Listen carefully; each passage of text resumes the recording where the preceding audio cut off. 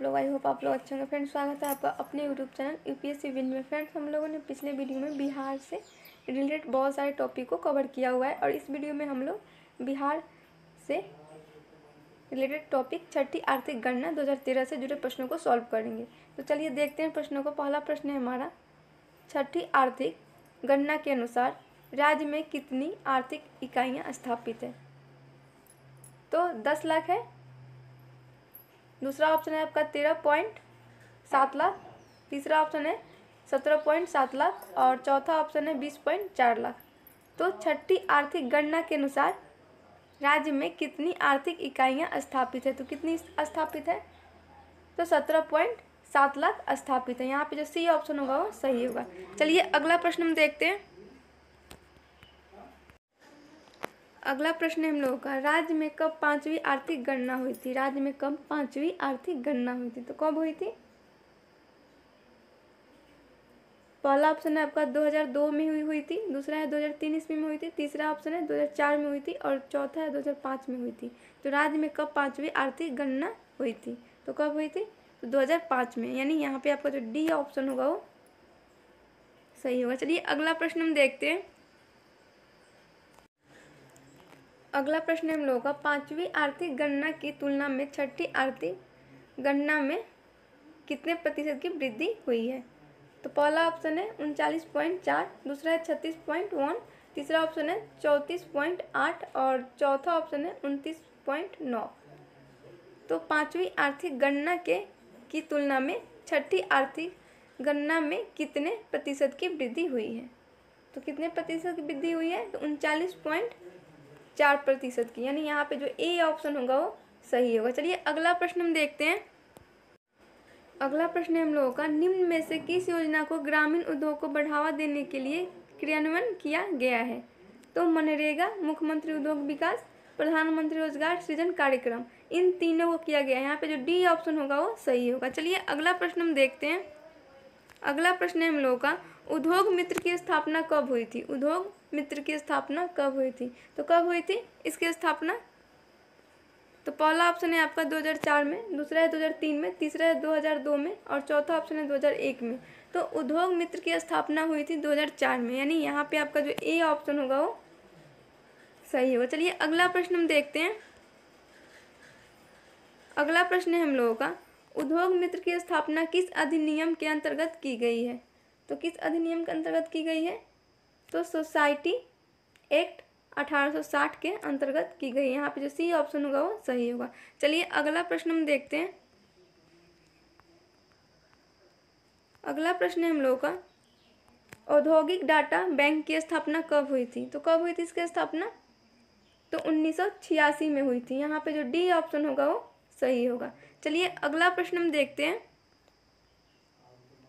अगला प्रश्न है हम लोगों का, राज्य में सिंगल विंडो सिस्टम की स्थापना कब हुई थी? राज्य में सिंगल विंडो सिस्टम की स्थापना कब हुई थी?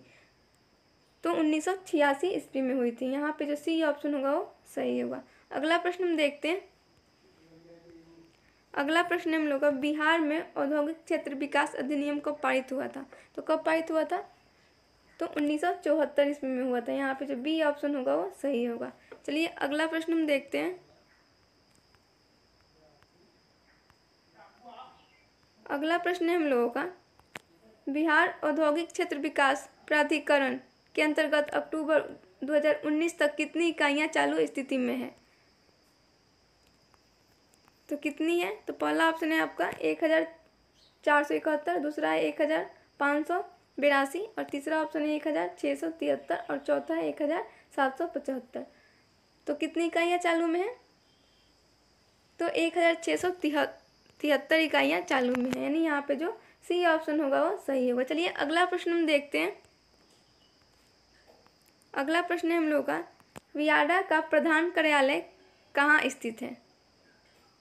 तो नई दिल्ली में, दूसरा ऑप्शन है पटना में, तीसरा है कलकत्ता में, चौथा है रांची में। तो ये कहाँ स्थित है? तो पटना में है। यानी यहाँ पे आपका जो बी ऑप्शन होगा वो सही होगा। अगला प्रश्न हम देखते हैं।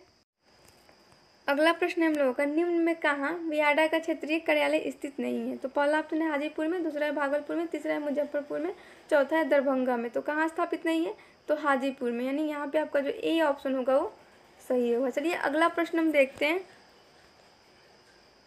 अगला प्रश्न है हम लोगों का, विभाजन से पूर्व बिहार में कितने औद्योगिक क्षेत्र विकास प्राधिकरण स्थापित थे? तो कितने स्थापित थे? तो पहला ऑप्शन है 4, दूसरा है 6, तीसरा है 8, चौथा ऑप्शन है 10। तो कितने स्थापित थे? तो 6, यानी यहाँ पे आपका जो बी ऑप्शन होगा वो सही होगा। अगला प्रश्न हम देखते हैं, बिहार की औद्योगिक कमिश्नर कचहरी कहाँ कार्यरत है? तो ये कहाँ कार्यरत है?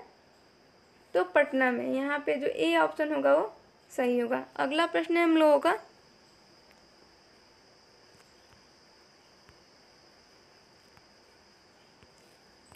बिहार इंडियन ऑयल कॉर्पोरेशन में लिमिटेड का उपकरण कहाँ स्थापित है? तो ये कहाँ स्थापित है? तो बरौनी में। बरौनी में ये स्थापित है, यानी यहाँ पे जो सी ऑप्शन होगा वो सही होगा। अगला प्रश्न हम देखते हैं।